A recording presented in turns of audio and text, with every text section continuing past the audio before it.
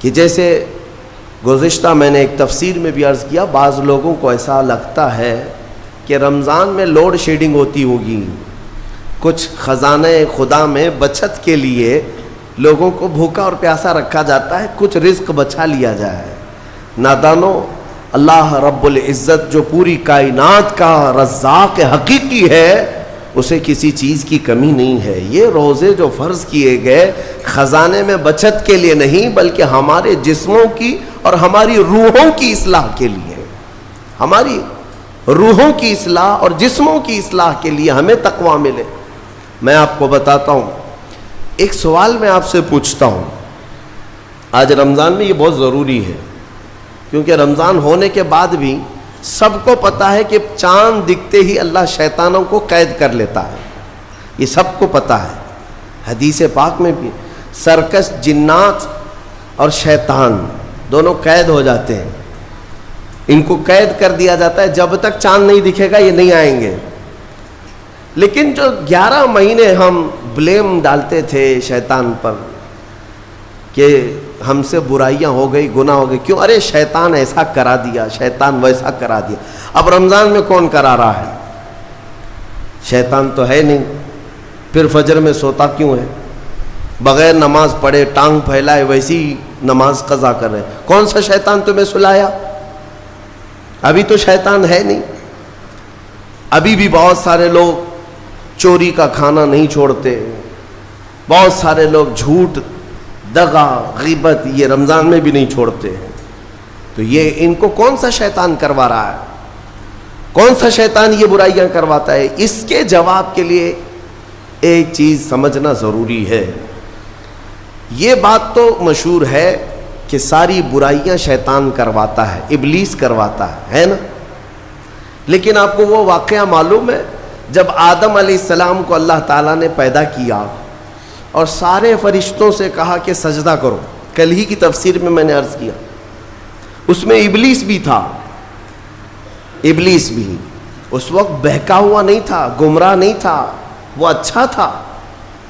ابلیس تو بہت عبادت کرنے والا تھا اللہ تعالیٰ کی، تو اس نے اللہ کے حکم کو ٹال کر آدم کو سجدہ نہیں کیا، غرور میں کھڑا رہا، نافرمانی کیا۔ تو اب میں یہ سوال کرتا ہوں کہ ہر ایک کو گمراہ کرنے والا شیطان ہے، تو شیطان کو کس نے گمراہ کیا تھا؟ اس کو کس نے روکا سجدہ مت کرنا آدم کو؟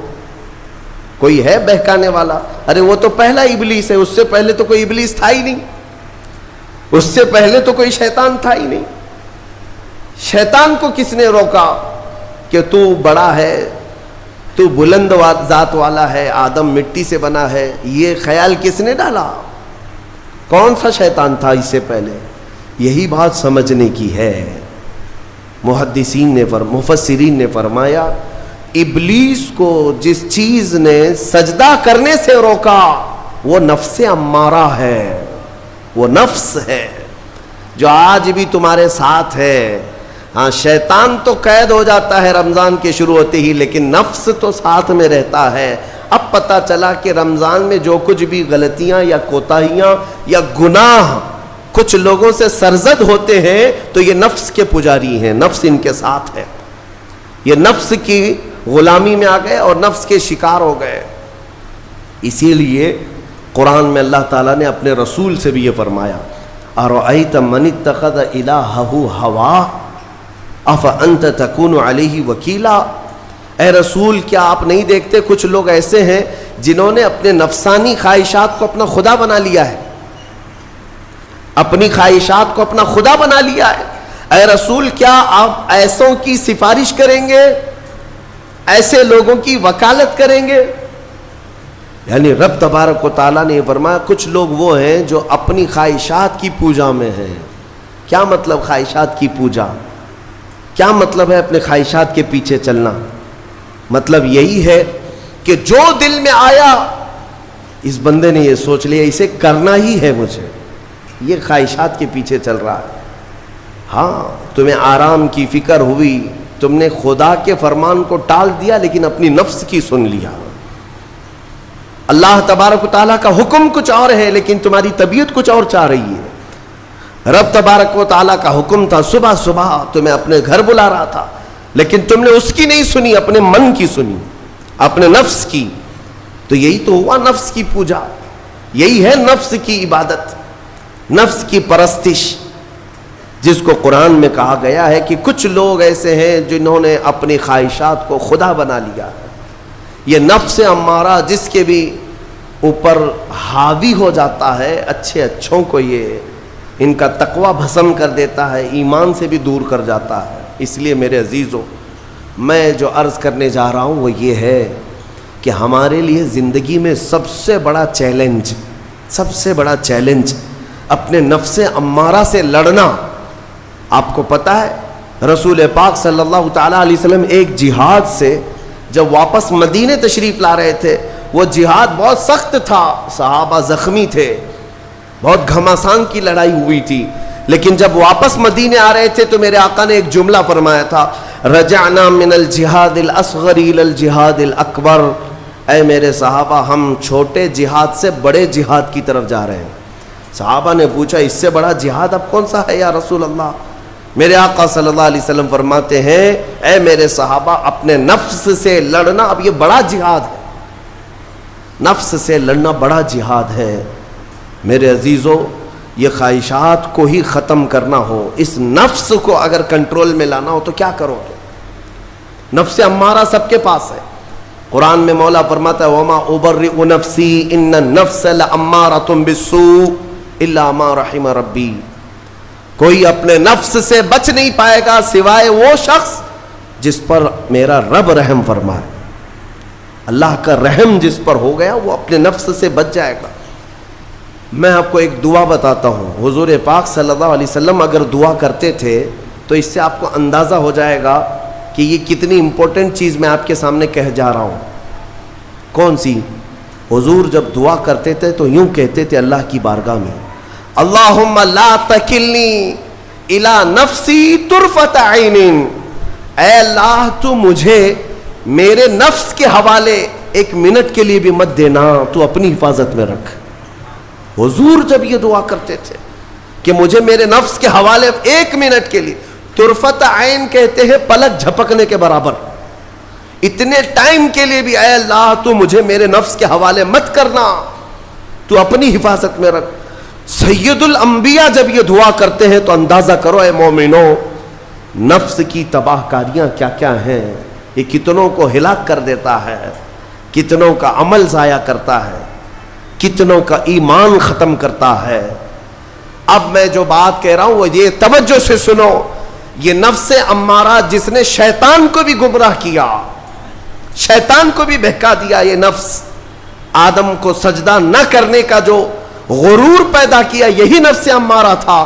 اس نفس امارہ کو اگر کوئی کنٹرول کرا سکتا ہے تو وہ ماہ رمضان المبارک، بس یہی ہے رمضان کی فضیلت۔ رمضان المبارک اس لیے تمہیں دیا گیا کہ بڑی بڑی طاقتیں تمہارے نفس کو قابو میں نہیں کر پائیں گی، لیکن رمضان کے روزے تمہیں کنٹرول میں لے آئیں گے، کنٹرول میں لائیں گے۔ اب سمجھ میں آیا کہ روزے کیوں رکھائے جا رہے ہیں؟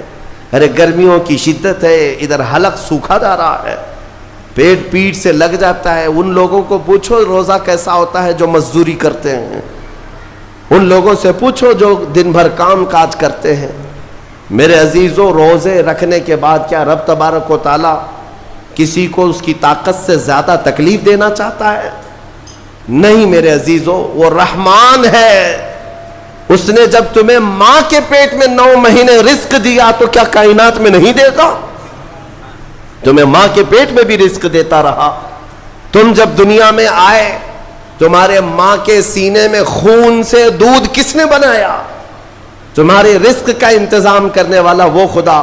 اگر تمہیں حکم دیتا ہے کہ صبح سے لے کر شام تک بھوکے رہو تو یہ اس کا ظلم نہیں بلکہ یہ عین کرم ہے، اللہ تبارک و تعالیٰ کا رحم ہے تم پر کہ وہ مولا ہماری اصلاح چاہتا ہے کہ ہمارے اندر تقوی آ جائے، جسم میں بھی اور روح میں بھی۔ اب ایک اور بات میں آپ کو بتا دوں، میں نے ایک بات پڑھی تھی نفس کے متعلق، یہ نفس امارہ اسی لیے امام غزالی رحمۃ اللہ تعالیٰ علیہ نے فرمایا اللہ کی جو مخلوق ہے وہ 3 طرح کی ہے، ایک فرشتے، دوسرے انسان، تیسرے جانور۔ یہ 3 الگ الگ قسم کی مخلوق ہیں، کیونکہ اللہ تعالیٰ نے تینوں کو جو چیزیں دی ہیں ان میں فرق ہے۔ فرشتوں کو اللہ نے عقل دیا ہے، نفس نہیں ہے۔ نفس، شہوت، برائی کرنے کی خواہش فرشتوں کے اندر ہے ہی نہیں، وہ سوچ بھی نہیں سکتے برائی کرنے کا۔ فرشتوں کو اللہ نے عقل دیا ہے، اور عقل عزت والی چیز ہے۔ اور جانوروں کو اللہ نے نفس دیا ہے، عقل نہیں، عقل والے نہیں ہیں جانور، عقل والے نہیں، لیکن نفس ہے، شہوت ہے، شہوت بھی ہے، نفس بھی۔